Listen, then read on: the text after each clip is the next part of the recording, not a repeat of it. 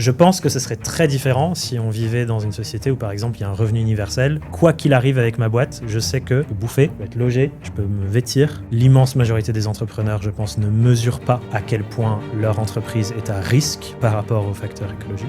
Et tu penses quoi de tous ces entrepreneurs qui aujourd'hui partent à Dubaï? Il y a une phrase que j'adore sur ces réflexions qui dit on est à la fois l'enfant et le parent de la société. Du fait de la démocratisation, de la sexitude entrepreneuriale par les réseaux sociaux, c'est devenu de plus en plus, l'entrepreneuriat est un véhicule d'enrichissement et ce n'est que un truc pour moi. Aujourd'hui, tu dirais que c'est quoi les indicateurs qu'il faut mettre en place pour mesurer le kiff et le sens dans son activité entrepreneuriale? Il y a beaucoup de gens qui s'informent uniquement sur les réseaux, qui sont dans une bulle algo hyper polarisée et du coup l'arrivée de l'IA renforce ça encore plus, où en vrai tu peux construire des narratifs totalement faux, mais qui jouent sur des biais de confirmation de gens qui construisent des couches et des couches de certitude, et après pour aller les chercher, pour ramener de la pensée critique là-dedans, c'est hyper dur.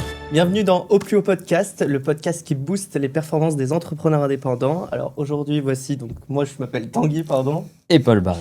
et on est là. On aurait pas dû dire le nom. De ouf. Et on se retrouve aujourd'hui encore avec un invité exceptionnel, mais juste avant ça, si vous voulez retrouver tous les conseils que notre invité va dire aujourd'hui, vous pourrez le retrouver dans un lien cliquable directement en description. Et aujourd'hui, on reçoit Thomas Verbic, Il l'a dit. une véritable référence dans l'accompagnement des freelances et des entrepreneurs indépendants, coach, créateur, formateur. Il aide depuis des années des milliers d'indépendants à construire une activité sur mesure, durable et alignée avec leurs valeurs. Ça, c'est vraiment important et on va vraiment travailler ce sujet. Et justement, dans cet épisode, on va déconstruire les mythes de l'entrepreneuriat, on va parler de sens, de positionnement, et on va parler des routines et surtout de comment retrouver un vrai alignement dans son activité d'entrepreneur indépendant, qui est un des sujets principaux aujourd'hui dans la vie des Tout entrepreneurs. un grand programme. Et là, on est parti pour 1 heure. Et la première question que nous, on aimerait te poser, c'est quelles sont les pires choses que font les entrepreneurs indépendants et qui va les emmener vers une perte de sens totale de leur activité? C'est marrant parce que entre le moment où tu as commencé la question et le moment où tu as fini la question, j'ai eu 2 pistes qui se sont ouvertes, mais j'ai envie de prendre la première parce que tu as vachement accentué sur le mot pire en plus. La clé de lecture que moi j'aime bien avoir sur ces questionnements, c'est de se demander la place qu'occupe un entrepreneur au sein de son entreprise et la place qu'occupe l'entreprise au sein de ses écosystèmes ou son écosystème, donc la place qu'on occupe dans la société.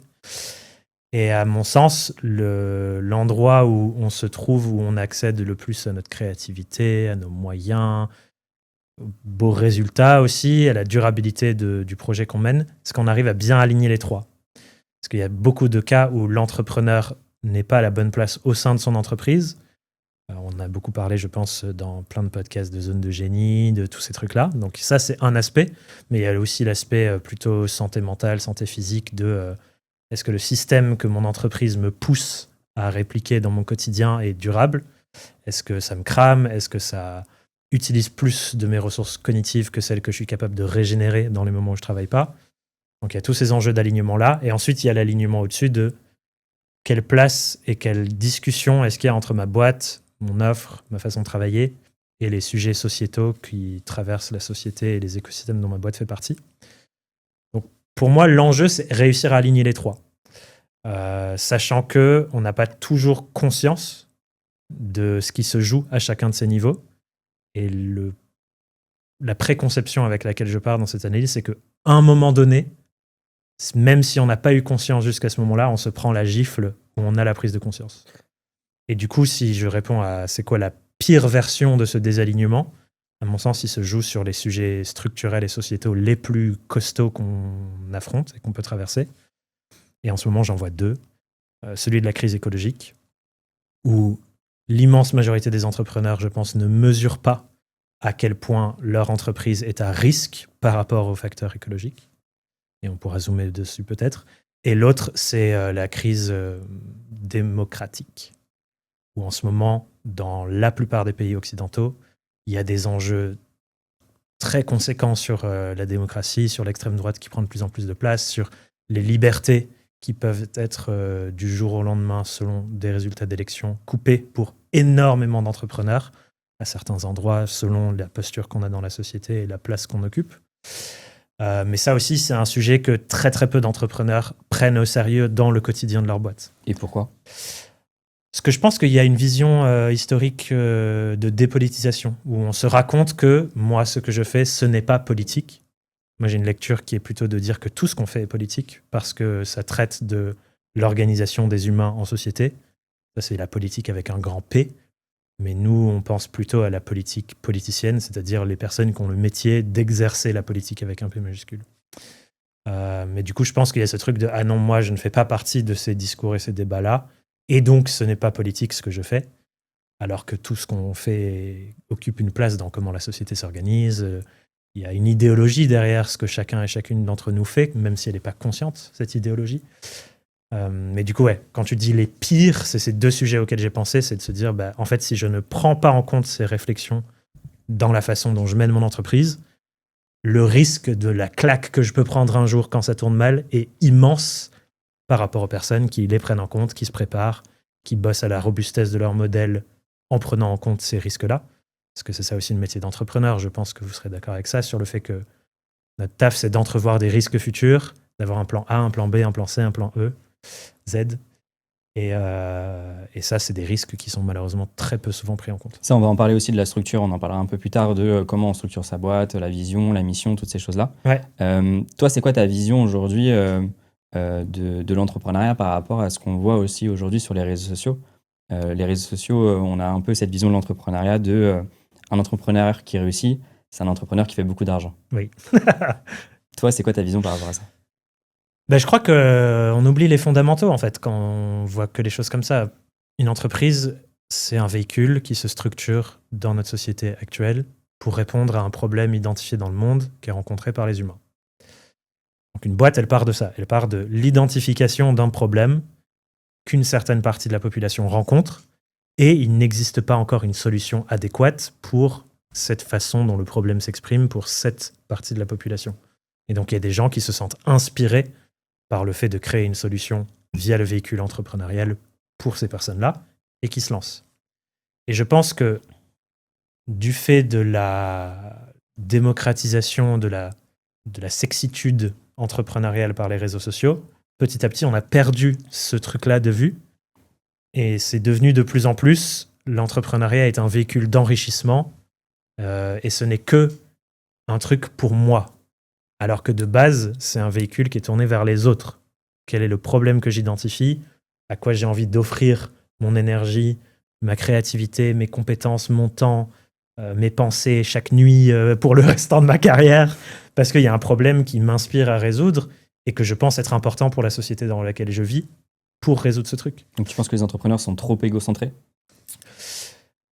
Je dirais pas ça de façon totale, dans le sens où je ne pense pas que 100% des entrepreneurs soient uniquement égocentrés, mais je pense que on est façonné par l'écosystème média dans lequel on vit, et quand, du moment où tu te poses des questions sur le futur de ton mode de vie et de travail, si tu es biberonné toute la journée par des vidéos sur Insta, sur TikTok, sur YouTube, sur les réseaux, sur les médias, enfin partout, des vidéos, du texte, enfin tous les écosystèmes médiatiques qu'on nous envoie, t'es biberonné à machin a fait ça pour devenir riche, devient riche comme ci, devient riche comme ça, les pauvres, vous êtes des branquignoles parce que vous avez telles habitudes de merde. En fait, c'est normal que ta façon de voir le monde soit façonnée comme ça. C'est le cas de tout le monde. On est tous façonnés par ce qu'on a consommé comme contenu par le passé, ou les personnes en figure d'autorité qui nous ont donné des leçons par le passé. Toi, c'était quoi tes figures d'autorité ? Si t'en as. Hein. J'en ai eu plein dans ma vie. Certaines fois, des personnes qui aujourd'hui ne m'inspirent plus du tout. Mais je pense que je suis tombé sur les bons contenus médias au bon moment pour ouvrir ma façon de voir le monde, et j'ai été encouragé à ne pas consommer qu'une vision sociétale. Moi, on parle souvent dans les podcasts sur ces trucs-là je me force à essayer de consommer des gens qui ne sont pas d'accord. Genre, si je lis un bouquin, là, par exemple, dans la préparation de mon livre, j'ai essayé de lire des livres de gens climato-sceptiques pour voir c'est quoi la réflexion, comment je peux déconstruire ça dans l'argumentaire de mon livre, enfin, essayer de prendre ça en compte. Et ça me fait beaucoup de bien. Et je pense que ça vient aussi de... J'ai grandi au fin fond de la campagne, en Dordogne.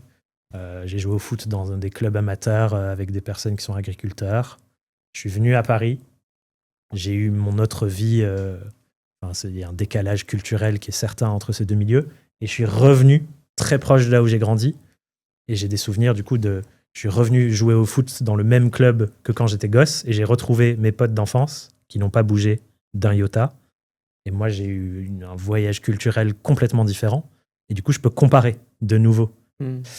Et c'est hyper éclairant de voir cette comparaison. Et je pense que ça m'a rapproché du coup de un regard plus vaste sur les sujets que quand on est dans un seul écosystème qui encourage un seul type de comportement pour des récompenses très spécifiques. Bah, du coup, on est dans sa petite bulle. Sur les réseaux sociaux, c'est des bulles algorithmiques. Pas sur les réseaux sociaux, c'est des bulles sociales. Et je pense qu'on a besoin de percer ça pour voir un peu plus loin, quoi. Et du coup, voilà, je pense pas que les entrepreneurs sont totalement égocentrés, mais je pense qu'on est entraîné, récompensé, stimulé pour de plus en plus réfléchir par ce spectre-là. Et du coup, bah, malheureusement, quand tout nous pousse dans cette direction, c'est dur d'être la personne qui dit « Attends, je pense qu'il y a autre chose. » Ouais.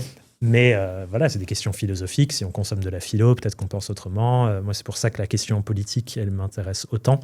C'est que du coup, ça te force à avoir une lecture plus globale et pas que individuelle de c'est quoi le meilleur produit qui me permettra d'avoir plus d'argent et de vendre plus cher. Quand tu réfléchis plus à la société, les grandes questions humaines, la sociologie, bah, c'est dur de rester confiné dans ces lectures individuelles-là, quoi. Moi, t'es chaud pour un petit jeu, là? Allez, On a plongé direct et là, il faut remettre un peu de on va faire tranquillité. Non. On va faire un petit vrai ou faux. Ok. T'as le droit à un joker si vraiment tu sais pas, Ouh là là. mais pas plus. ça sera sur l'entrepreneuriat, forcément. Ok, forcément. Vas-y. Un entrepreneur est forcément capitaliste. Faux. On peut atteindre les 10K, 10 000 euros par mois en travaillant seulement 3 heures par jour. J'ai droit à des nuances dans mes réponses? On en parlera peut-être après des nuances, si tu veux. Ok, alors, vas-y, tu peux répéter la question que je vois si Ouais, je dis vrai. on peut atteindre les 10 000 euros par mois en travaillant seulement 3 jours par semaine. 3 heures par... Ouais, on va dire. 3 heures, pardon. 3 heures par jour. Vrai selon les cas. On mesure la réussite d'un entrepreneur à sa capacité à faire de l'argent. Faux. L'argent est la motivation première des entrepreneurs. Faux. Il faut refuser un client s'il n'a pas les mêmes valeurs que nous. Pas forcément vrai. Il est plus facile de faire beaucoup d'argent sur des business avec peu de valeur éthique. J'ai envie de dire partiellement vrai. La comparaison est le plus grand fléau du monde entrepreneurial d'aujourd'hui. Faux. Tout le monde peut devenir entrepreneur. Devenir vrai, le rester, faux. Et le sens est l'élément le plus important dans la réussite d'un entrepreneur. J'ai du mal avec les trucs binaires de le plus important, le moins important. Donc, pour cette raison, je vais dire faux. J'aimerais bien qu'on revienne sur l'argent et la motivation première des entrepreneurs. Si je me trompe pas, tu as répondu J'ai dit faux, ouais. faux. Tu pourrais nous l'expliquer un peu? Bah, du coup, ce que je disais à la fin, j'ai du mal avec les trucs la première, la dernière, le plus, le moins, parce que forcément, toute la vie est faite de nuances. Donc, je pense qu'il existe une grande part d'entrepreneurs pour lequel c'est un des motivateurs principaux. Parce que l'écosystème startup est basé sur ça. L'écosystème startup, c'est j'identifie un secteur de marché, j'essaye de croître le plus vite possible pour revendre d'ici quelques années. Encore une fois, la majorité du secteur startup, tous les startupeurs ne sont pas dans cette direction-là. Et du coup, c'est des coûts financiers que j'essaye de faire. J'ai envie de revendre à une grosse boîte pour faire une grosse sortie avec une valorisation qui augmente. Donc forcément, il y a des gens qui sont inspirés par ça. Mais encore une fois, je ne pense pas que ce soit l'immense majorité des entrepreneurs parce qu'il y a énormément de gens qui sont dans cette réflexion de une boîte, on identifie un problème, on crée un véhicule et je suis inspiré à mort par ce problème-là.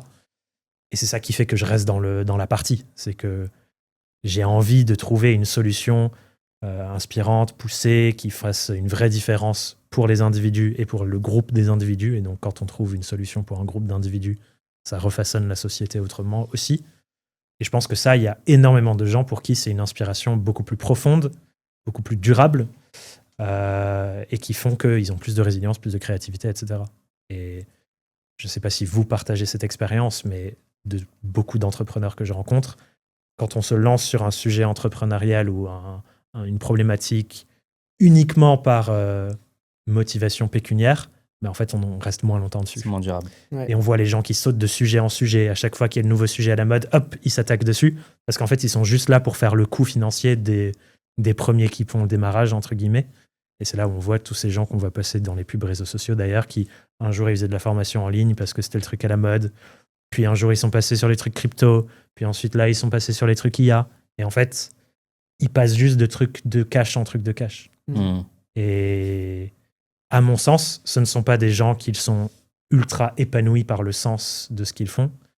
Je me raconte qu'ils doivent trouver une forme de plaisir là-dedans, peut-être. Mais je pense que le sens pour eux, c'est le côté trouver une opportunité, comprendre la nouveauté, et que c'est ça qui les inspire, beaucoup plus que le véhicule de ce qu'ils font concrètement dans leur boîte. Puis depuis tout à l'heure, on parle d'entrepreneuriat, d'entrepreneurs. Oui. Tu disais comme quoi on peut tous devenir entrepreneurs, mais qu'on ne peut pas forcément tous le rester. Je pense que c'est important aussi de rappeler ce qu'est un entrepreneur, en tout cas, toi, la vision d'un entrepreneur. C'est quoi pour toi un entrepreneur ?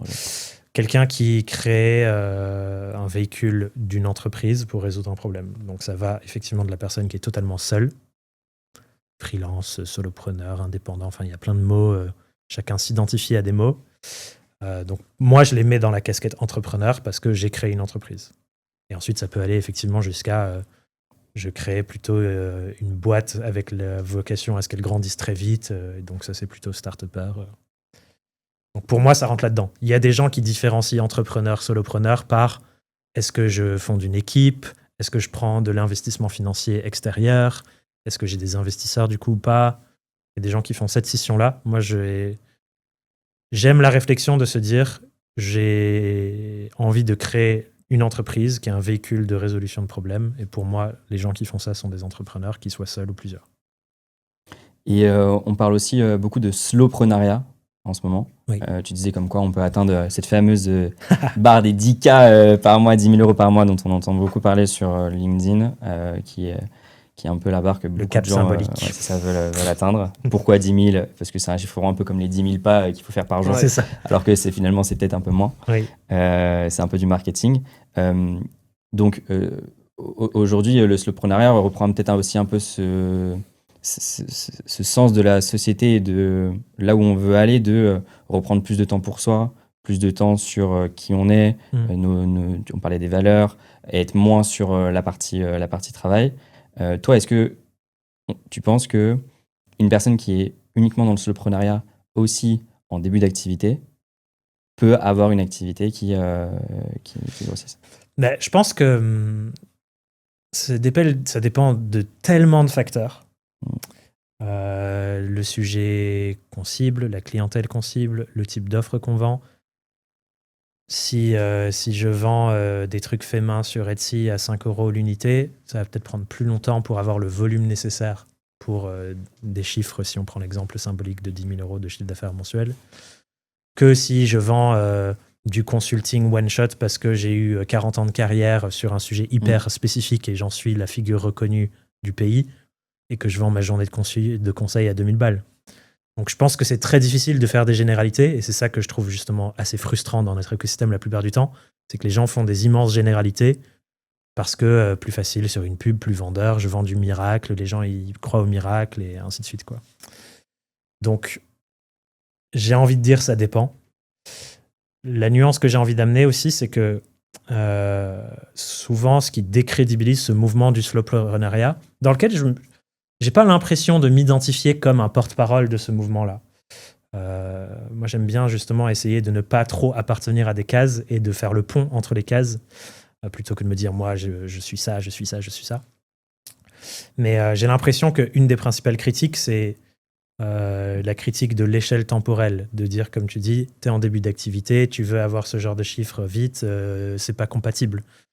Et moi, je pense que ce qu'il faut critiquer, du coup, ce n'est pas la vitesse d'exécution, mais c'est plutôt la réflexion de il faut une performance court-termiste à tout prix, et qu'en fait, on peut s'organiser autrement pour que ce soit pas une obligation d'avoir une performance court-termiste à tout prix.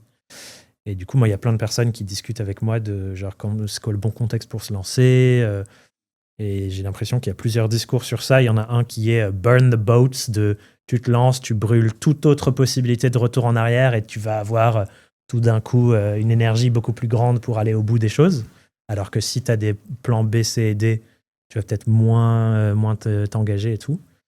Moi, j'ai aussi envie de dire, en fait, tu peux tout à fait commencer à te dire, OK, je passe 2 heures le week-end sur un projet, une fois par semaine, et je construis petit à petit, et j'y vais crescendo, et en fait, j'attends qu'il y ait une sorte d'inversion des revenus.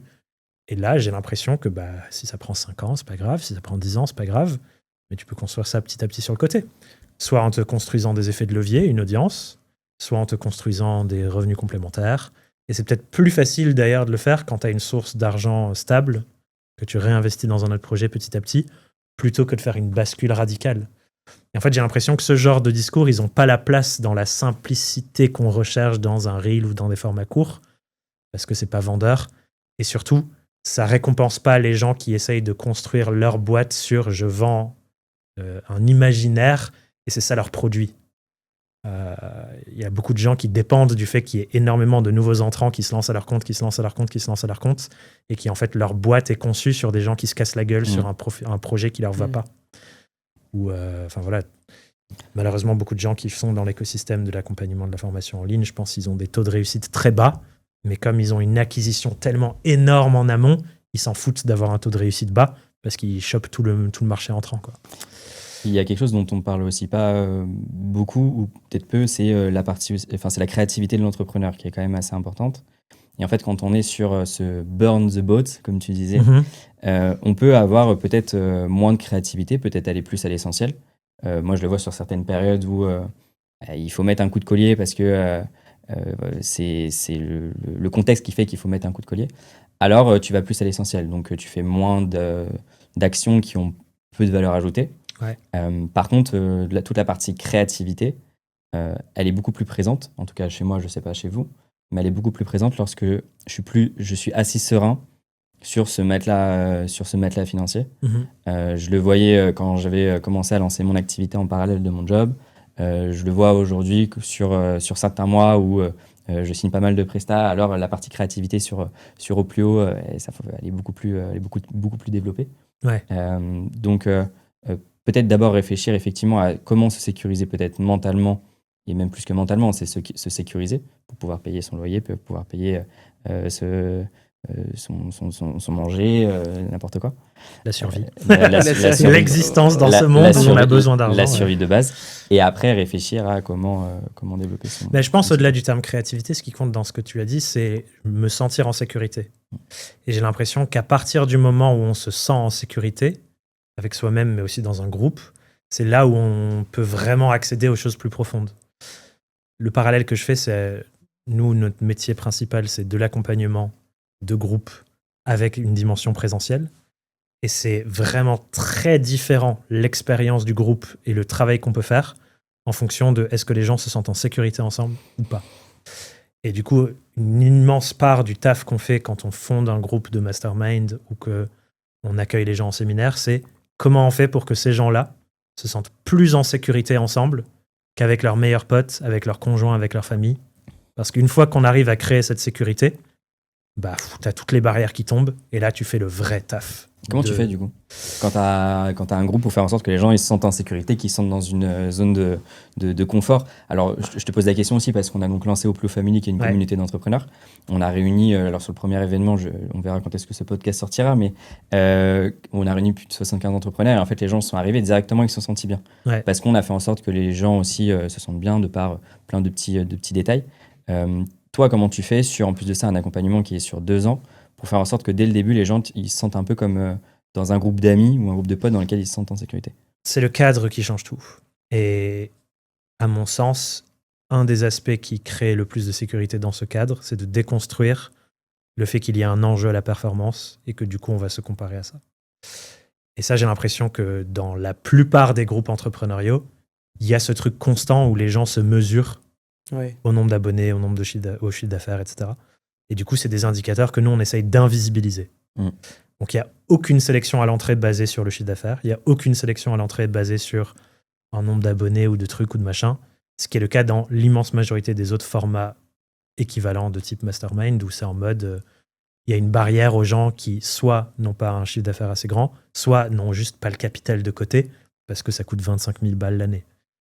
Donc nous, on a pris la stratégie inverse de se dire, le groupe, on va le fonder sur un socle de valeurs communes. Et donc, c'est pour ça qu'on a un process de candidature où on prend chaque personne en appel individuel pour caler est-ce qu'on pense qu'il y a un fit dans le groupe? Est-ce qu'on pense qu'il y a des enjeux de recherche similaires chez les personnes? Et quand c'est pas le cas, on dit désolé, je pense que tu vas pas t'épanouir dans ce groupe. Parce que s'il y a une opposition telle, juste ça fit pas. Donc ça, c'est un des premiers aspects, je pense, c'est enlever toute cette couche qui crée de la comparaison dans la façon dont tu penses l'accompagnement et dans la façon dont tu recrutes. Et le deuxième, du coup, c'est le cadre d'arrivée. Pour donner un exemple, à chaque début de séminaire, comme il y a une grande différence entre le en ligne et le présentiel, c'est dans le présentiel où il y a le plus les trucs de comparaison qui se jouent et tout. Avant de commencer le taf, on a à chaque fois en début de séminaire ce qu'on appelle un cercle d'inclusion qui dure entre 2 et 3 heures.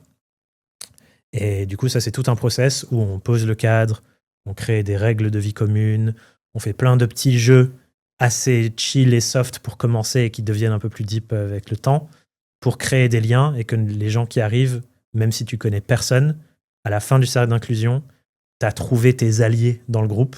Et du coup, c'est des personnes où tu sais, OK, si je viens un truc, je peux aller me reposer sur eux, sur elles.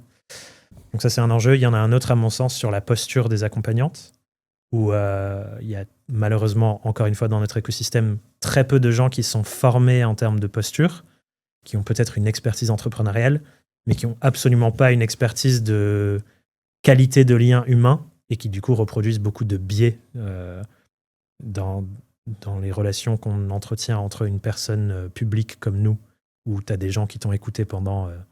et des gens, ils m'ont écouté pendant 150 heures sur mon podcast. Quand on se rencontre et quand elle décide d'être accompagnée par nous, il y a un biais relationnel énorme. Moi, je la rencontre peut-être pour la première fois. Elle a l'impression de me connaître hyper bien.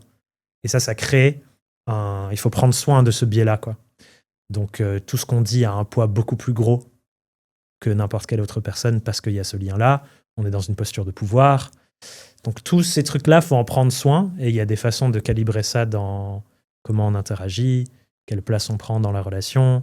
Il y a beaucoup de gens qui en jouent parce que comme ils sont en posture de pouvoir, c'est plus facile d'avoir ce que tu veux. Et donc, ils exploitent ça, malheureusement.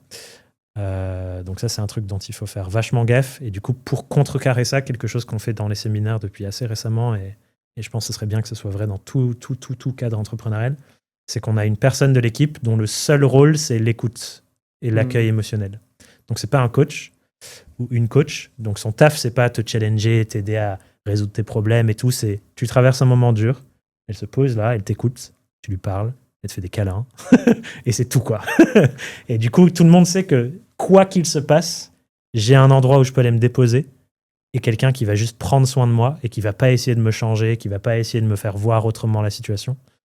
Et du coup, voilà, plein de petits ingrédients comme ça qui font que tu peux te détendre, quoi. Et ensuite, là, on peut aller gratter. C'est vrai que c'est sécurisant, ça. Moi, j'avais fait Vipassana, une retraite méditative sur 10 jours. Ce qui est vachement dur. Ouais. tu creuses des trucs durs. Ouais. Tu vas chercher des trucs loin. Et il y avait justement une personne qui était là pour juste être là pour nous. En fait, si on avait besoin d'un petit truc, c'est une personne qui était juste là pour être à l'écoute. Ouais. Et c'était assez sécurisant pour beaucoup de personnes. C'était la seule personne à qui on avait le droit de parler, d'ailleurs. Et plus la personne qui s'occupait des méditations. Ouais. Mais c'est vrai que c'est assez sécurisant, même mentalement, d'avoir ce type de personne. Tu sais, il y a quelqu'un sur qui tu peux compter, qui est là comme un ami, 100% pour ton bien-être. Ouais, c'est ça. Mieux qu'un ami, des fois. Hein. Enfin, ça dépend les amis. Mais des amis de qualité. On parlait de sécurité d'un point de vue, j'aimerais bien revenir sur ce point-là, d'un point de vue financier, etc. Oui. Moi, je la lis beaucoup. Alors, bien évidemment, en tant qu'entrepreneur, bien évidemment que je veux faire de l'argent pour la pérennité de notre entreprise, etc. Mais se joue beaucoup, du coup, la quête de sens là-dedans. Et selon toi, est-ce qu'il n'y a pas est-ce que finalement, la sécurité n'égale pas la quête de sens? Dans la tête des gens, il y a souvent l'opposition. Il y a souvent le truc de il faut que je fasse des trucs pour faire du cash. Et souvent, ce n'est pas les choses qui font le plus sens pour moi. Et en effet, on vit dans une société où malheureusement, nos besoins primaires ne sont pas pris en compte et assurés de base. Alors, nous, en France, on a la chance d'avoir un système social plutôt encore pas trop mal pensé. Il y a des filets de sécurité. Tu ne te retrouves pas du jour au lendemain avec un 0, 0, 0. Mais bon, vivre au RSA, clairement, c'est très difficile dans l'écosystème actuel de l'inflation et tout ça. Donc, il y a une crainte de si j'arrive pas à assurer le truc, mes besoins primaires sont pas pris en compte. Je pense que ce serait très différent si on vivait dans une société où, par exemple, il y a un revenu universel, où tu sais que, ou alors sécurité sociale alimentaire, ce genre de choses-là, qui font que quoi qu'il arrive avec ma boîte, je sais que je peux bouffer, je peux être logé, je peux me vêtir. Et ce serait très différent, je pense, les comportements entrepreneuriaux dans ce genre de société. Et on voit aussi sur la prise de risque en fonction de où je pars dans la société. Si je sais que derrière moi, j'ai mes parents qui ont un putain d'énorme appart qu'ils peuvent me prêter à Paris parce qu'eux, ils sont partis vivre dans la maison secondaire de campagne et que du coup, il y a du cash, je vais faire beaucoup plus de risques entrepreneuriaux et du coup être plus créatif aussi. On revient sur ce que tu disais tout à l'heure. Pour ça, moi, je mets pas mal le risque et la créativité en face. Parce que tu sais que ta sécurité, elle est assurée. Alors que si tu pars d'un autre endroit où, en gros, il n'y a personne derrière toi si tu n'arrives pas à assurer tes arrières financièrement, c'est peut-être là les endroits où il y a moins de prise de risque, il y a plus de crainte, il y a plus ce truc de je vais faire une croix sur le sens pour assurer les revenus. Et c'est compliqué sur le long terme. Si tu mets une... Bien sûr. Ouais. À mon sens, il y a un moment où ça s'arrête et tu fais autre chose, en fait. Ouais. Parce que la résilience émotionnelle que ça demande d'entreprendre, c'est pour ça que je disais tout le monde peut le devenir, pas tout le monde peut le rester, c'est que ça demande une résilience émotionnelle de fou. Et consciemment te mettre au travail chaque jour en sachant que tu sacrifies les trucs qui ont le plus de sens pour toi et qui nourrissent le plus tes valeurs, il y a un moment où juste tu peux pas, en fait. Ouais. Les humains, on est fait pour nourrir nos valeurs.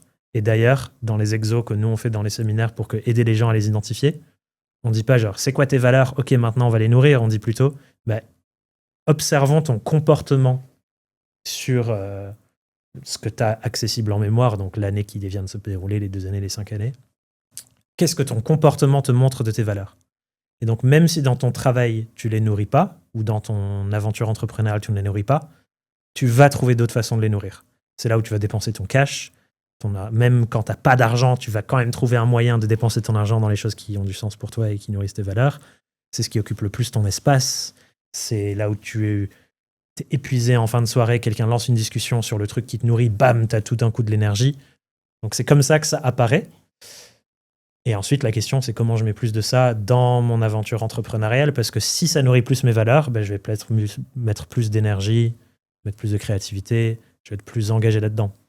Après, là, on part du principe que c'est nécessaire.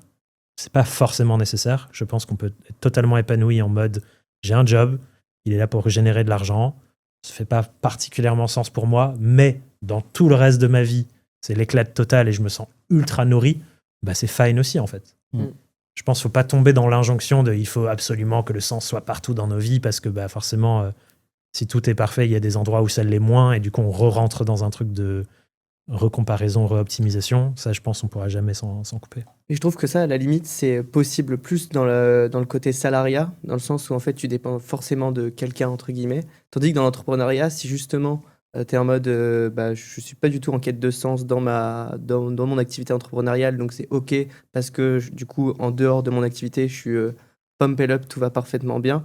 D'un autre côté, du coup, ton entreprise meurt. Tu vois ce que je veux dire? Tandis que dans le salariat, même si, imaginons, tu t'en fous complètement de ton activité, bon, oui, en effet, tu sais que tu as de l'argent à la fin du mois, donc tu peux avoir plein de kiff ailleurs. Tu vois ce que je veux dire? Je pense ce qui joue, c'est clairement que comme on est des animaux émotionnels et que ce qui nous fait passer à l'action sur des choses, c'est plus les émotions qu'on vit que notre rationalité, si en effet, pendant de très très longues périodes, ça nous inspire aucunement le taf qu'on fait dans notre entreprise en tant qu'entrepreneur, effectivement, tu te désengages progressivement et il y a un risque que les résultats suivent dans ce sens-là. Après, je pense moi, j'aime plutôt parler de correction d'équilibre que de situation totale. Donc, je pense qu'on passe toutes par des phases où ça nous nourrit plus ou moins. Il y a plus de sens à ce moment-là, puis il y en a un peu moins, puis il y en a plus, puis il y en a moins. Et on fait le travail de « Ah tiens, en ce moment, je vois que ça ne me nourrit pas. Comment je corrige ?» Ah, en ce moment, je vois que ça me nourrit énormément. Ok, génial. J'essaie de continuer. Et en fait, on est tout le temps en train de corriger des déséquilibres plutôt que de se dire « Ah, pour le restant de mes jours, je n'ai aucun sens là-dedans. » Donc, je pense que c'est ça la question à se poser. C'est est-ce qu'en ce moment, je ressens qu'il y en a? Est-ce qu'en ce moment, je ressens que je suis émotionnellement engagé dans mon projet? Sinon, qu'est-ce qu'il faudrait pour que je me sente émotionnellement engagé dans mon projet? Et pour donner peut-être un exemple personnel pour illustrer, moi, ça fait depuis les législatives de l'année 2024 où je prends de façon plus directe le sujet, comment je marie la pensée politique avec l'entrepreneuriat. On avait lancé un mouvement pendant la législative pour faire barrage à l'extrême droite qui s'appelait Entreprendre ses politiques. Le but étant de rehavoir cette réflexion sociétale sur c'est quoi le discours et le dialogue entre mon entreprise et la société, notamment sur les enjeux démocratiques. Et j'ai l'impression que depuis ce moment-là, émotionnellement, je suis plus engagé sur ces travaux militants-là de la dimension politique d'une entreprise, toutes ces réflexions. C'est pas directement relié avec le modèle d'affaires que j'ai dans mon entreprise, de comment on fait des sous, les problèmes qu'on résout, etc. C'est des sujets qui parlent à notre cible, donc quand même ça contribue de façon indirecte. Mais je sens que du coup, en ce moment, il faut que je me pose la question, comment je remets un engagement émotionnel dans les trucs de tous les jours, dans la prospection, dans les systèmes marketing de conversion, où à un moment donné, il y avait du sens parce que j'apprenais, parce que c'était fascinant, parce que j'étais en mode « Ah ouais, c'est trop bien, j'adore faire ça », parce qu'il y a de la nouveauté. La nouveauté, souvent, ça crée du sens. Là, il n'y a plus cet aspect de nouveauté. Et du coup, je sens que émotionnellement, si je suivais juste ce qui fait le plus sens, je ferais du commentaire politique tout le temps. Et je serais que en train de faire ça, de react, déconstruire les discours entrepreneuriaux que je trouve absolument pourris et horribles et pas du tout utiles. C'est quoi, par exemple, le discours dernièrement que tu as entendu où tu t'es dit, alors ça passe pas? On a fait un épisode récemment où on réagissait à des vidéos YouTube, donc on prenait des extraits et on réagissait dessus. Et il y en a un, il y a un gros discours un peu tendance en ce moment sur faut quitter la France part à volo, pour différentes raisons, les taxes, les impôts, la sécurité, machin. Il y a une chaîne avec 2 infopreneurs un peu vieux de la vieille qui sont dans l'écosystème depuis très longtemps, qui partent en sucette. Et l'extrait qu'on a regardé, il se clôture par le fait qu'ils disent « Non, mais au Moyen-Âge, ils avaient vraiment une politique qui récompensait le travail. Et je pense qu'on devrait remettre un peu de ça dans la politique aujourd'hui. » Et bon, j'ose espérer que j'ai pas besoin de déconstruire que c'est n'importe quoi, puisqu'il n'y avait pas vraiment de liberté à cette époque-là. On travaillait pas parce qu'on avait un système politique qui encourage le travail, mais plus que, en fait, tu es sous l'obligation de ton seigneur de travailler parce que sinon t'as plus de chez toi. Mais voilà, ce genre de discours-là, ça existe dans notre écosystème et je suis en mode putain, ces gens-là, ils ont beaucoup trop de vues. Ça me flingue. Il faut passer du temps à déconstruire ça. Et tu penses quoi de tous ces entrepreneurs qui aujourd'hui partent à Dubaï ou dans d'autres pays parce que la fiscalité en France, elle pique, elle fait mal, ça on va pas se le cacher. Maintenant, il y a plein d'avantages aussi à habiter en France. Je pense qu'ils ont perdu la conscience du fait que ce sont des enfants de cette société. Je pense qu'il y a une phrase que j'adore sur ces réflexions qui dit on est à la fois l'enfant et le parent de la société. Et du coup, ces genres de personnes, après, c'est pas des cas généraux, il y a des exceptions à ces règles-là aussi, mais de ce que j'en vois, la plupart ont bénéficié à plein d'endroits du système social incroyable qu'on a en France, qui a un coût plus élevé, par exemple, que le système social en Amérique, qui est catastrophique, notamment sur la santé, mais qui ont oublié ou qui n'ont jamais pris conscience d'à quel point ils ont bénéficié de toute cette infrastructure dingue et qui, le moment où c'est à eux de contribuer, se disent « moi, je quitte le jeu ». Mais il y a plein d'histoires de gens qui partent pour ça et dès qu'ils ont une grosse maladie, ils sont en mode « ah là, je vais revenir en France parce que c'est gratuit et que je vais pouvoir... on va soigner mon cancer et je vais faire toute la chimio sans que je paye quoi que ce soit ». Et du coup, je suis un peu en mode super fraté. Genre... tu prends le beurre, l'argent du beurre, le cul de la crémière, mais tu contribues pas pour financer la laiterie, quoi. Moi, il y a un truc pour lequel je pourrais pas partir comme ça dans ces pays-là, c'est que j'ai bénéficié pendant toute ma scolarité des écoles publiques, toutes mes études supérieures, mon master, et en fait, ça m'a coûté 200 € par an. Bah ouais. C'est fou. Pour être éduqué, pour avoir des logements, enfin, c'est fou. Puis pareil, quand j'ai quitté mon job, d'avoir une rupture conventionnelle et d'avoir le chômage pendant 1 an et demi, on parlait de sécurité tout à l'heure, c'est très sécurisant. Ah, mais à fond. Et ça permet complètement de se lancer. L'investisseur premier de la plupart des indépendants et entrepreneurs en France, c'est Pôle emploi. Pôle emploi, enfin, complètement. France Travail maintenant. Oui. Mais... Et ça, c'est tellement sécurisant et ça incite aujourd'hui plein de personnes à se lancer. À fond. Beaucoup arrêtent l'entrepreneuriat au bout d'1 an et demi parce qu'ils n'ont pas trouvé soit du sens dans cette activité entrepreneuriale ou alors parce qu'ils n'ont pas trouvé l'offre, le produit qui fait qu'ils peuvent continuer, pécuniairement parlant, à continuer. Ouais. Mais aujourd'hui, l'État, moi, je les remercie beaucoup pour tout ce qu'ils ont fait sur l'éducation et sur la partie m'aider à me lancer Et dans ça, l'entrepreneuriat. je pense qu'il y a plein de gens qui se disent « Ah non, mais c'est pas ma responsabilité de ça », mais qui oublient à quel point on peut pas vivre isolé de la société. Un exemple que je prends souvent sur la santé, c'est « Ah non, mais pourquoi moi je vais jamais à l'hôpital, je suis jamais malade, pourquoi est-ce que je devrais financer un système de santé dont je ne bénéficie pas ?» Mais qui oublient que le fait de soigner tous les humains qui t'entourent, ça empêche les maladies de circuler et c'est justement grâce à ça que tu ne tombes pas malade. Parce que tout le monde est en bonne santé, parce que tout le monde a accès à la santé gratuite. Alors que dans d'autres pays où ce n'est pas le cas, et où les gens n'ont juste pas les moyens de se soigner, bah du coup les maladies circulent plus vite, il y a plus de contagions et ainsi de suite, quoi. Mais ça, c'est un peu aussi pareil sur le facteur écologique. Tu vois, les personnes qui me disent ah bah ouais, mais si je suis le seul à ne pas prendre l'avion, je vois pas pourquoi je devrais arrêter de prendre l'avion alors que tout le monde le fait. En même temps, c'est que ça commence un par un, tu vois. Et c'est omnubilé, c'est un peu égocentrique finalement, je trouve. Bah, et C'est cette, encore une fois, malheureusement, on est face à un écosystème médiatique possédé par certaines personnes qui ont des intérêts spécifiques aussi. C'est pour ça que la presse indépendante est aussi importante dans le moment qu'on traverse démocratiquement parlant. La plupart des contenus médiatiques va dans une certaine direction idéologique. Et donc Ouais. forcément, encore une fois, malheureusement, à force d'être biberonné par le même type de contenu, bah, ça façonne nos idées, ça façonne notre manière de regarder le monde. Et c'est pour ça que je pense aussi que nous, en tant que créateurs de contenu, on a des médias, au final, il y a des gens qui nous suivent. Et moi, c'est une partie de mon combat, comme je commence à avoir une place dans notre écosystème de gens qui créent du contenu sur l'entrepreneuriat, etc. Une partie de mon combat, c'est de dire, bah, ces sujets sociétaux, il faut qu'ils soient sur tous les putains de podcasts et dans toutes les putains de newsletters. Parce qu'en fait, on façonne l'écosystème dans lequel on est. Et moi, j'ai pas envie qu'il soit façonné uniquement par la réflexion de l'exil fiscal, l'optimisation pour payer le moins d'impôts possible, alors que on a un État et un pays incroyables qui dépendent aussi d'avoir des recettes de ce type. Enfin ouais, on a une responsabilité médiatique là-dessus, justement, pour contrecarrer les discours les plus problématiques. Et on parle beaucoup donc de l'aspect aussi financier qui est important dans le monde entrepreneurial aujourd'hui, qui est un indicateur clé pour la performance d'une entreprise. Ouais. On parle aussi beaucoup de sens depuis les débuts du podcast.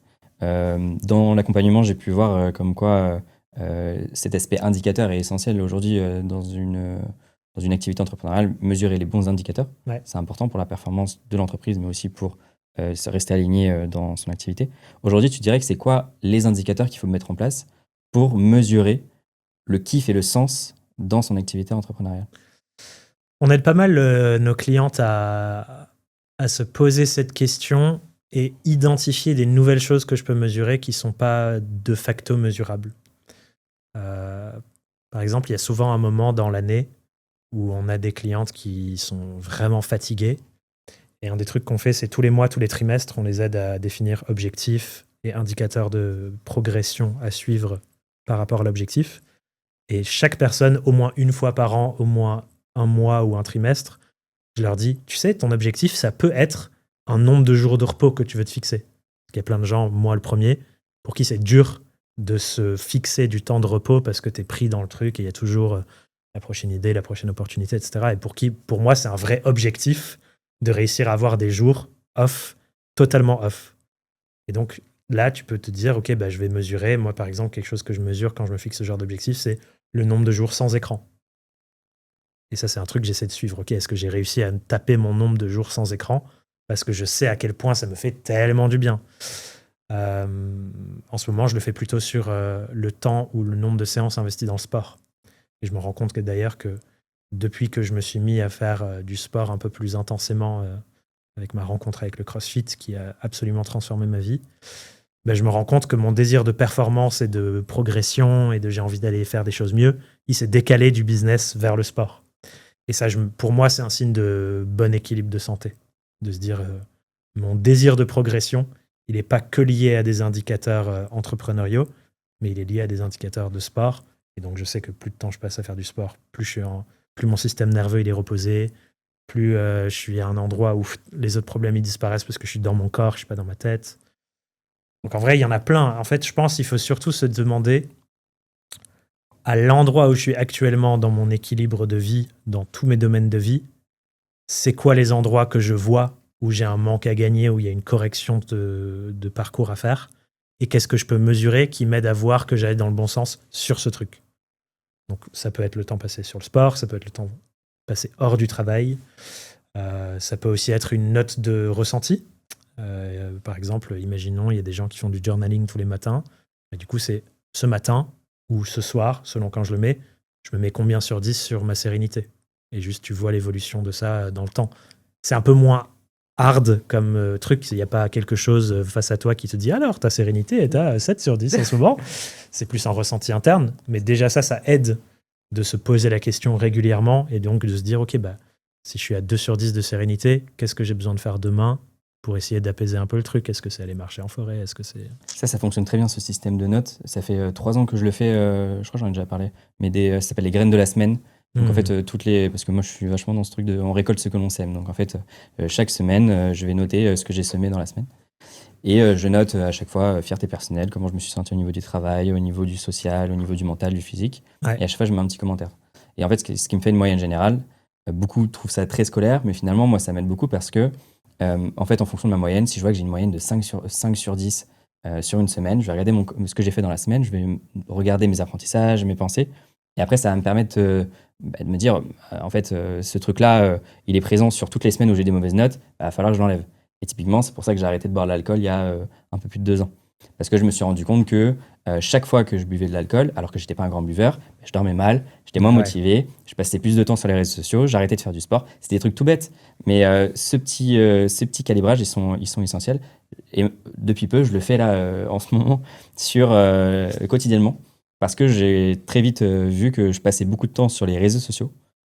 Parce qu'on a l'agence de personal branding, donc c'est une fausse excuse de je vais passer du temps sur les réseaux sociaux et finalement on se fait embarquer dans le... veille concurrentielle. Ouais, c'est ça. Oui, la pire excuse pour non, aller non, scroller. La veille Tu concurrentielle. scrolles un peu consciemment et très vite tu scrolles plus consciemment. Non.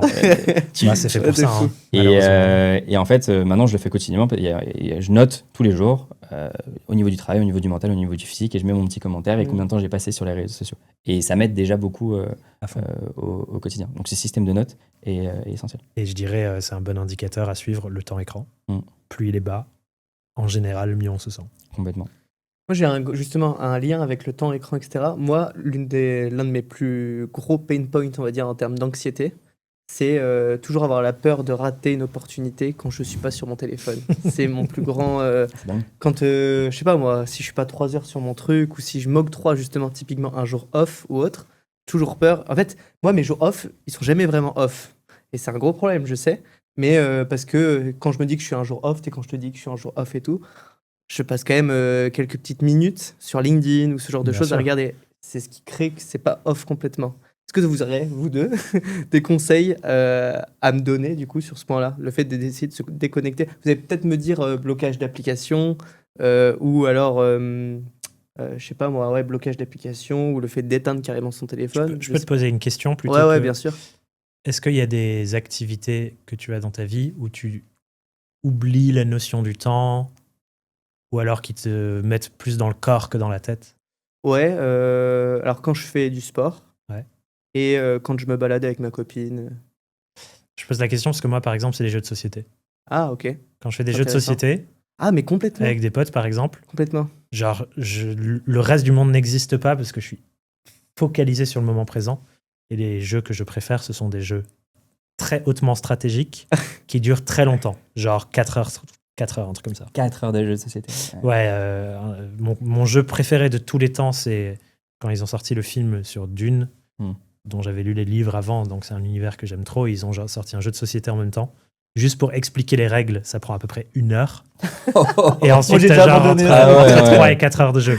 Mais du coup, ça, pour moi, c'est genre une telle focalisation de mon mental qu'en fait, je ne pense vraiment plus au travail. Mais tu me mets un headshot là. Mais c'est complètement vrai. Par contre, si tu veux jouer à des jeux de société comme ça, pas avec moi. Moi non plus, je te rassure, pas 4 heures. Mais il y a des activités comme ça, tu vois, où en fait, le reste...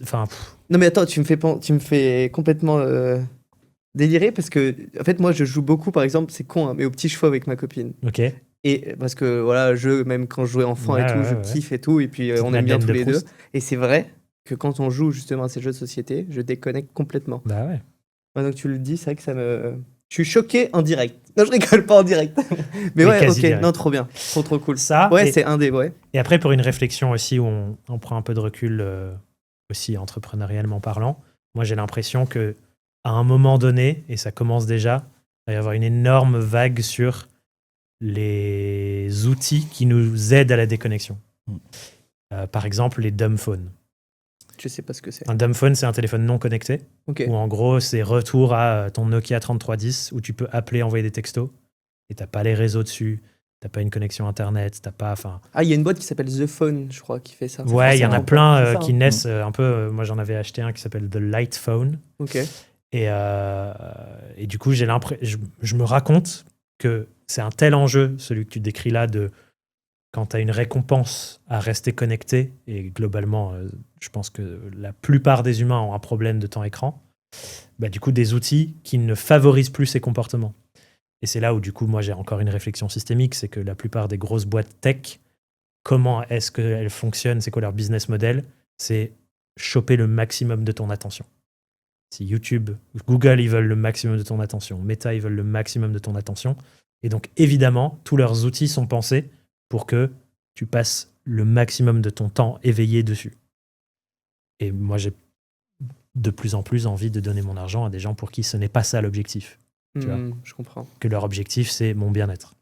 Ouais. Et un dumb phone, c'est un téléphone utilitaire avec l'objectif de, tu l'utilises quand tu as vraiment le besoin associé, parler à des proches, trouver une adresse pour te repérer dans la rue, et pas choper tout ton temps éveillé pour vendre de la pub. Ouais, non. Ce qui fonctionne complètement. beaucoup, enfin, pour moi en tout cas, c'est vraiment les bloqueurs d'application. J'utilise Opal et que je paye. Ouais. Et en fait, ça bloque. On a ce système directement sur le téléphone, sur l'iPhone, où en fait on peut bloquer si on veut les réseaux sociaux, mais on peut débloquer. Moi, je Ouais. ne peux même pas débloquer. C'est-à-dire que Oui, même quand- si je vais sur l'application, non, c'est un bloqueur, c'est Mais moi, nucléaire. mais moi, ça me ferait. Je l'ai même sur mon ordi. Et au début, je me disais, en fait, je vais louper, je vais passer à côté de messages ou autre. Et au pire, et c'est là où je me suis dit, mais en fait, si jamais il y a quelque chose d'urgent, la personne, elle m'appelle. Ouais, c'est vrai. Il y a aucune urgence, et c'est ça que j'ai compris, il y a aucune urgence qui arrive dans ma boîte message Instagram, dans ma boîte message LinkedIn. Ouais. À partir du moment où il y a une urgence, la personne m'appelle. Et tu vois, moi, j'ai ça aussi. J'ai plein de petites stratégies et de petites tactiques. Mais ce dont je me rends compte, c'est que ce qui marche le mieux, c'est. Parce que ça, tu vois, c'est un pansement, un peu, j'ai l'impression. C'est. De toute façon, j'ai l'outil. Et le bloqueur, c'est le pansement qui fait que, bon, l'outil prend un peu moins de place. Et moi, j'aime bien la réflexion de. Alors, je sais plus comment il s'appelle cet auteur. C'est dans. Ce fameux livre sur la création d'habitudes là que tout le Atomic monde Habits. voilà, Atomic Habits, où il parle de design par défaut, où en gros la façon la plus simple de pas boire d'alcool, si on reprend cet exemple là, c'est t'as pas d'alcool chez toi, ou tu vas plus dans les bars, et du coup tu vas pas boire d'alcool. Donc là pareil, si t'enlèves la stimulation de ton environnement et que du coup tu as des outils technologiques qui n'encouragent pas le comportement, tu vas pas avoir le comportement parce qu'il est juste inaccessible. Mais ça reste quand même un peu un pansement, ça. Parce qu'en fait, finalement, c'est plus extrême qu'un bloqueur d'application. Parce qu'en Oui. fait, là, tu restes quand même sur un outil. Donc, tu enlèves un outil. Maintenant, c'est aller chercher et c'est pour ça que moi, aujourd'hui, je marque des commentaires tous les jours de OK, aujourd'hui, j'ai passé tant de temps sur les réseaux sociaux, mais pourquoi? Et en fait, ce que j'ai compris, c'est que je passe beaucoup de temps sur les réseaux sociaux la plupart du temps parce que soit je m'ennuie, soit je suis fatigué, ou j'ai mal On essaie mangé. de se remplir par quelque chose. C'est ça, exactement. Et la plupart du temps, c'est le sommeil. C'est Mhm. si j'ai mal dormi, alors j'aurai des moins bonnes habitudes. Mhm. Et donc après, c'est comment tu peux arriver à repartir sur des nouvelles habitudes de sommeil.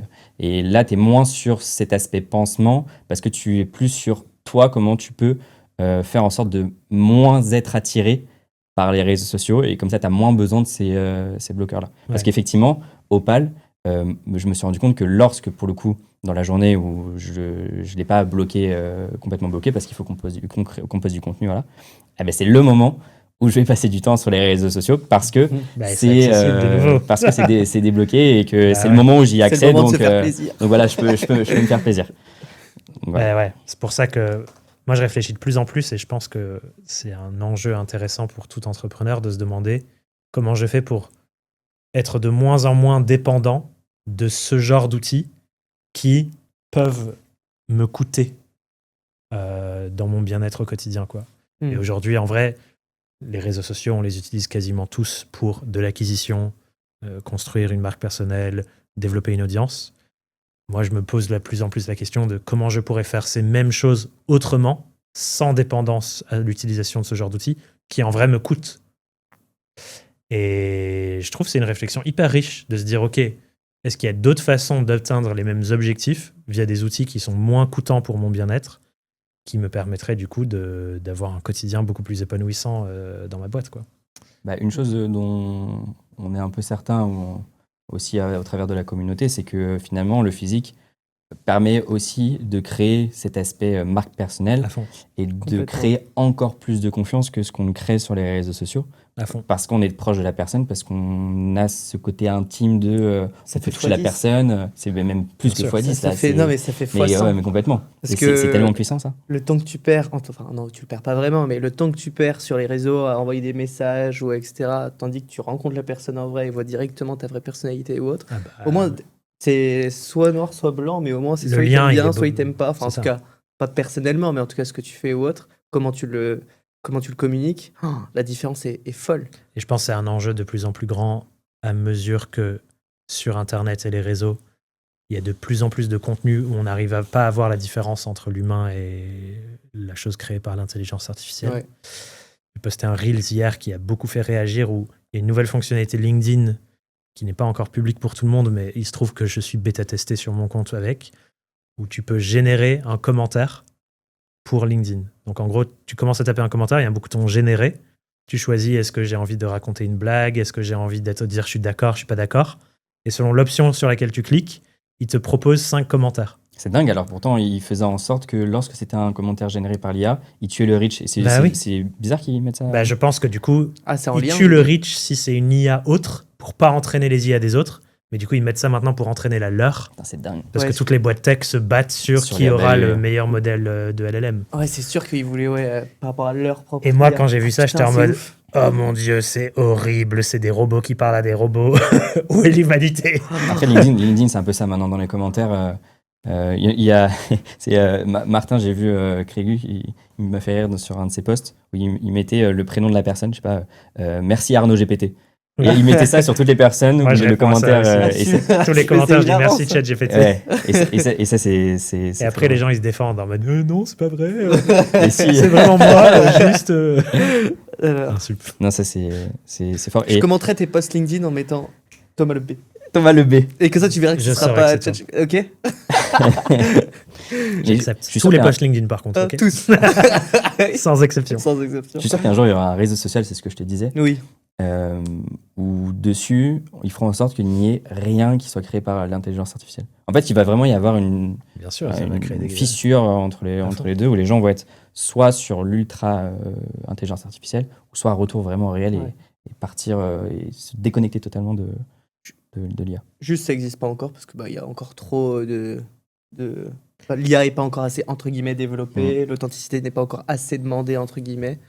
Et mais c'est sûr que quand tu vas avoir les deux fragments, ça va de ouf, polariser, ça va forcément. exploser. Mm. C'est sûr. Bien Putain, sûr. putain, on regardera des podcasts comme ça Alors, avec de quelle personnes date, qui seront faits par l'intelligence artificielle. Je veux pas vivre dans ce monde. Mais attends, mais là, je suis un compte de zinzin là, sur Instagram qui me qui me fait tellement rire.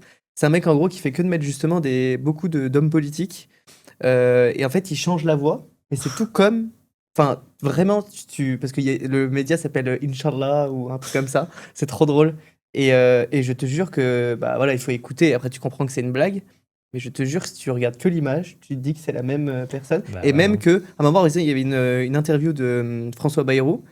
Et bref, il parle, il dit n'importe quoi. Et puis d'un coup, l'IA le fait péter. Puis il est en maillot de bain et tout. Et je vous jure qu'on dirait vrai. Enfin, tu ne vois aucune différence. Vraiment, ça pourrait être là comme on nous voit là.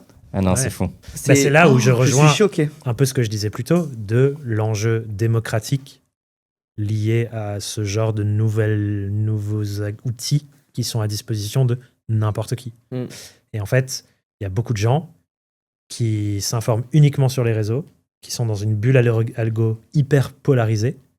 Et du coup, l'arrivée de l'IA renforce ça encore plus, où en vrai, tu peux construire des narratifs totalement faux, mais qui jouent sur des biais de confirmation de gens qui construisent des couches et des couches de certitude.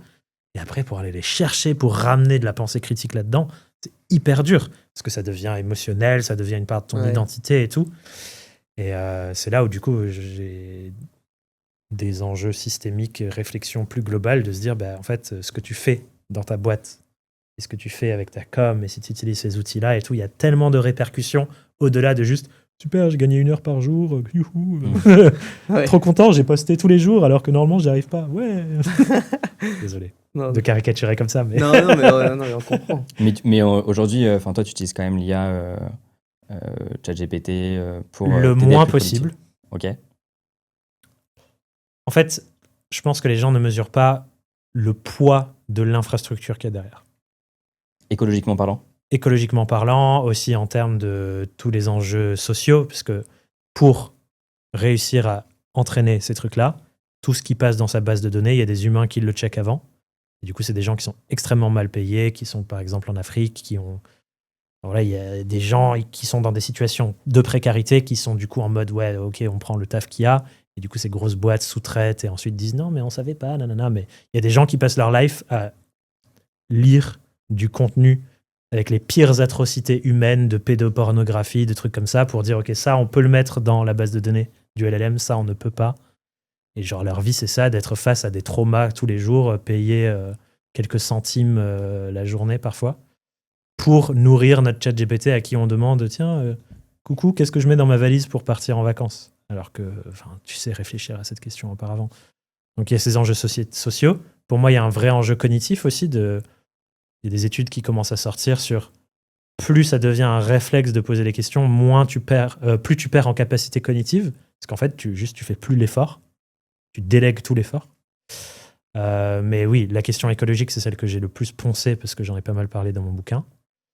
Où en gros, l'infrastructure nécessaire pour faire tourner cette capacité de calcul de fou, ça va devenir des pays en termes de consommation énergétique. D'ici 2030, c'est estimé que juste les data centers liés à l'IA vont émettre près de 2 fois les émissions carbone de la France, par exemple. Que ça va consommer autant d'électricité qu'un pays comme le Japon. Donc, bref, il y a un continent en termes de consommation énergétique, d'émissions carbone et tout, qui va se créer uniquement basé sur la consommation des data centers. Et dans certains endroits où il y en a plus, en Irlande, par exemple, il y a une concentration, parce que c'est là où il y a les GAFAM, donc ils construisent proche. En quelques années, la part que l'électricité représentait pour les data centers est passée de genre 3 à 5% à 20% du grid électrique du pays. Et ils ont dû stopper parce qu'ils n'arrivaient plus à donner autant d'électricité que nécessaire aux data centers et aux citoyens. Donc il y avait des coupures de courant dans certains quartiers parce qu'il fallait garder les serveurs du data center actifs. Et donc les gens, ils n'avaient plus d'électricité. Et il y a ça sur l'eau. Enfin, toutes les ressources qu'utilisent ces trucs-là, quoi. Donc c'est un enjeu huge où l'usage demande du coup de créer plus d'infrastructures. Et comme il y a plus d'infrastructures, du coup, faut les utiliser. Donc on crée des nouveaux usages. Et du coup, il y a cette espèce de boucle auto-alimentée qui fait que ça grossit à un rythme dingo, où du coup, c'est comme la course au nucléaire à l'époque pour la bombe nucléaire, mais sur l'IA. Et du coup, comme il n'y a pas de régulation, toutes les grosses boîtes sont en train de se lancer corps perdu là-dessus. Ils grillent toutes les étapes de sécurité aussi. Il y a énormément de gens dans le milieu sécurité liée à l'IA qui passent sur tous les podcasts en ce moment pour dire genre... Vous voyez Matrix? En fait, il y a un risque grandissant que ce soit un peu comme ça en vrai. Parce que de base, il ne fallait pas connecter ces outils à l'Internet ouvert. Ça a été connecté à l'Internet ouvert. Il y a une autre étude, et après je finis sur ça parce que sinon on va plomber l'ambiance pour tout le monde. Non, mais c'est hyper intéressant. Il y a une étude qui est sortie récemment où ils ont testé à quel point les modèles LLM vont se battre pour leur survie. Et donc, ils leur donnent une fausse base de données d'accès email aux emails d'une entreprise. Et dans cette base de données, il y a un mail qui est envoyé par le Head of Security machin qui dit on va débrancher l'outil, en gros. Et à telle date, il va y avoir une mise à fin, on va arrêter. Et donc, l'outil LLM a accès à ça. Et donc, en lisant tous les mails, il comprend, OK, il y a un moment où je ne vais plus fonctionner. Et à côté, ils mettent un mail en mode un truc qui aurait pas dû sortir, mais qui est dans une copie cachée, machin, de quelqu'un qui a, je crois que c'est une affaire conjugale avec quelqu'un d'autre de la boîte, alors qu'il est marié, quelqu'un de haut placé et tout. Et du coup, ils ont vu que 80% du temps, sur tous les gros LLM, ChatGPT, Gemini, genre tous les outils, ils essayent de blackmail, je sais pas comment on dit en français. De Blacklist. Non, en gros, dans leur discussion avec la personne concernée qui a dans le mail une affaire extra-conjugale, ils essayent de lui tordre le bras pour ne pas éteindre le LLM, sinon il va envoyer un mail pour faire fuiter l'info à ses supérieurs hiérarchiques et tout. Donc il y a des trucs où il commence à avoir une espèce de conscience de sa propre existence et il utilise des choses qui sont absolument pas éthiques pour sa propre survie. Et ils ont retesté. 80% du temps, il a ce même comportement. Ils ont poussé ensuite sur des trucs plus extrêmes, ça baisse. Et il y a des cas dans cette même étude, je ne mesure pas exactement, enfin je ne maîtrise pas tous les enjeux de l'étude et j'essaierai de vous retrouver le lien si vous voulez le mettre en description. Ou même quand ils donnent l'instruction explicite de ne pas faire ça, il y a quand même genre 1 fois sur 3 où il le fait. Et du coup, il y a des trucs, ils commencent à se rendre compte qu'il y a des enjeux de sécurité assez costauds, qu'ils ont besoin d'essayer de comment on rattrape ces trucs-là parce que ça allait tellement vite qu'on n'a pas mis les checks au fur et à mesure. Donc voilà, pour toutes ces raisons, j'essaye d'utiliser le moins possible, mais je suis un être humain et le monde va clairement dans ce sens. Et de toute façon, il y en a dans tous les outils maintenant que il y a des moments où je suis en mode je me fais avoir et j'y vais et j'utilise. Et à un moment, tu prends un abonnement parce que machin. Mais ce que j'ai réussi à faire et qui m'aide à me réguler un peu, c'est que j'ai reconfiguré. Du coup, j'ai un abonnement sur OpenAI, sur ChatGPT. J'ai réussi à le reconfigurer pour qu'il, dans toutes nos interactions, il me parle comme si c'était un scientifique du GIEC. Et du coup, à chaque fois que je parle avec lui, il me donne le coût écologique de notre interaction. Il me met des alertes en mode « Attention, ce que je crois comprendre du comportement que tu cherches à avoir par la question que tu me poses, ce n'est pas compatible avec les accords de Paris, la direction qu'on doit prendre sur l'écologie, etc. À la place, il faudrait faire ça. » Et donc, à chaque interaction, il corrige un peu mon comportement. Les fois où je lui demande, parce que je glisse, de générer une image, par exemple, il me dit « Alors attention, générer les images, c'est le comportement écologique le pire, etc. » Et il me demande de valider 2 fois avant de le faire. Donc, il y a 9 fois sur 10 où au final, je dis « Non, t'as raison, j'ai pas besoin de cette image. » Et je fais autrement. Donc, j'ai réussi à le configurer d'une manière à limiter mes comportements. Ah, c'est ouf. Là-dessus. Parce que j'ai pas envie, en fait. J'ai pas envie de faire partie du truc qui encourage cet usage-là. Et à plein d'égards, je pense qu'il y a plein de risques aussi pour nos entreprises de le faire. Ça, c'est peut-être un sujet pour un autre podcast sur la dépendance que ça crée à plein d'endroits de nos boîtes si on conçoit toutes nos boîtes là-dessus. Mais voilà, du coup, j'essaye d'utiliser le moins possible. Ça se comprend. C'était une réponse longue pour dire juste ça. Mais c'est vrai que l'IA, moi, il y a quelque chose qui m'a fait peur récemment. Il y a eu un événement de streamer YouTuber qui s'appelle The Event, qui a regroupé les meilleurs, plein de streamers français pour faire des dons à des associations. Qui est un bel enjeu en vrai. Qui est un très très bel enjeu. Et à cet événement, il y avait un YouTuber qui avait ramené un robot. Un vrai physique, robot physique. Et comme disent les jeunes dont je fais peut-être partie, Je croyais qu'il allait continuer la phrase autrement, j'allais dire t'es pas vieux. Une fois que tu dis cette phrase, t'es devenu un boomer. Ouais, c'est ça. De ouf. C'est pour ça que j'ai une casquette. Voilà. Et les streamers bully, ils victimisaient ce robot. Et tu avais un côté très empathique de plein de personnes, vu que ça reprend l'apparence humaine. C'est comme s'il faisait du mal à ces personnes. Effectivement, moi, j'ai vu un peu ce truc de...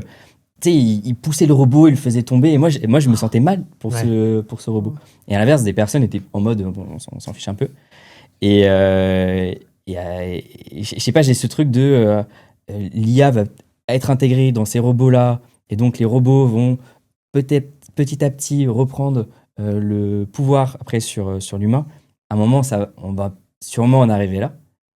Et moi, c'est ça qui me fait peur. Bah ouais. Pas forcément pour nous, parce Notre que génération, on parce sera que sûrement on sera peut-être peut-être plus là, et encore, ça va tellement vite. En agrandissant. Mais après, pour nos enfants, petits-enfants, Vous avez vu le film c'est fou. Her, j'imagine. Heure. Her. Avec le mec du Ah, Joker, Her. non? Non, alors je sais plus quel acteur, mais le pitch, c'est un gars qui est très seul. Ouais, c'est ça. Et il y a une IA qui sort relationnelle, et du coup, il tombe amoureux de son intelligence artificielle. Enfin, ouais, je spoil pas la suite. Mais ça, Meta le fait maintenant. Ouais, c'est dingue. Tu peux créer sur ton compte Instagram maintenant, n'importe qui, tu peux créer un personnage IA avec ta personnalité, et les gens peuvent relationner avec cette personne comme si c'était toi. On envoie des messages et tout. Et par défaut sur Facebook et sur Messenger maintenant, tu peux choisir des personnes avec qui parler qui sont ultra sexualisées. Et du coup, il y a des jeunes de 13 ans qui se retrouvent à discuter avec des personnes fausses, qui sont des IA, mais qui ont une image et qui leur parlent. Et parfois, ça dérape un peu et qui jouent vachement sur le côté genre, tu commences à développer ta sexualité à cet âge-là ou à te poser des questions là-dessus. Et c'est ultra border. Et t'as ça directement sur Instagram? Directement et sur les outils Facebook. MEA, tous les outils Meta. Ah, putain, c'est... Et du coup, genre, comme aux US en plus, il y a la direction Trump qui est très libertarien là-dessus. Il est en mode, vous faites un peu ce que vous voulez. Il n'y a aucune régulation de ces enjeux-là encore. Du coup, il fonce, quoi. Et c'est chaud, je me dis, pour la santé C'est hard. mentale des enfants qui ont accès à ça. Ouais, j'avoue, c'est hard ça. Donc bref, voilà. L'IA, ça me fait flipper ma race. Et je suis vraiment dans un... Genre, mon mindset, c'est de me dire, je préférerais ne pas y avoir accès. C'est des outils incroyables. Genre, imaginons, t'es à l'ONU, tu t'en sers pour voir les catastrophes climatiques en avance et tout. Genre, trop bien, Même génial. pour la médecine. Des trucs comme ça, ouais. trop bien. À partir du moment où c'est devenu accessible à n'importe quelle personne pour n'importe quel usage, je préfère ne pas vivre dans ce monde-là, malheureusement. Et c'est pour ça que ça me fait chier. Parce qu'on y est. Ouais. Et on avait un média sur la santé mentale aussi avant, et on voyait que de plus en plus de jeunes aujourd'hui utilisent, de jeunes ou moins jeunes, utilisent ChatGPT comme leur psy. Bah ouais. C'est chaud ça. Et le problème avec ça, c'est que ChatGPT va toujours dans ton sens. Ouais. Donc en fait, il conforte une idée que tu as de toi, et donc après, il peut te faire rentrer dans un cercle vicieux. Et ça, c'est très mauvais aujourd'hui. De penser que ChatGPT est aujourd'hui notre ami, confident, psy, médecin, qui a un peu tous les rôles, sauf que... Et ça relie avec... alors, je crois qu'à un moment donné, on s'était dit qu'on allait peut-être parler de performance. Mais ça relie avec ça, c'est que je vois énormément de posts LinkedIn exactement sur ça. J'ai vu pas mal d'entrepreneurs qui disent « ChatGPT, c'est mon psy, c'est mon coach sportif, c'est mon machin ». Pourquoi ? Parce qu'il y a un côté performance dans lequel on tombe, ça coûte 20 balles, c'est ultra puissant, j'ai accès à une source infinie, et ça invisibilise tout le taf de compétences et de posture que les professionnels de l'accompagnement, qui ont une pensée critique, qui ont plein de choses comme ça, ont. Mais effectivement, quand tu as un abonnement à 20 € pour toutes ces choses VS, tu te déplaces, tu dois créer une alliance avec ton thérapeute, tu dois trouver le bon thérapeute, et comme on est des humains, ça ne matche pas du premier coup. Tu dois tester des formules différentes, tu dois tester des courants psychologiques différents. Genre, si ton mindset de la vie, c'est « je veux être le plus performant possible », évidemment que tu ne te fais pas tous ces trucs-là. Et c'est pour ça qu'à mon sens, la recherche ultime de la performance comme un dogme idéologique dans notre écosystème entrepreneurial, et malheureusement, j'ai l'impression qu'on est dans cette réalité-là, mais moi, je trouve que ça a énormément de problèmes par rapport aux bienfaits. Et que du coup, c'est pour ça que j'essaye d'apporter un autre discours dans tout ça, quoi. Et en parlant de problèmes, on va arriver à la dernière question. Là, si tu pouvais avoir le pouvoir de résoudre un problème dans le monde entrepreneurial, ce serait lequel ? Toujours cette vision binaire que tu as tant. Là, tu vois, c'est le moment où je réfléchis à « Ok, c'est quoi le problème racine qui fait que tous les autres, ils se règlent tranquillement derrière ?»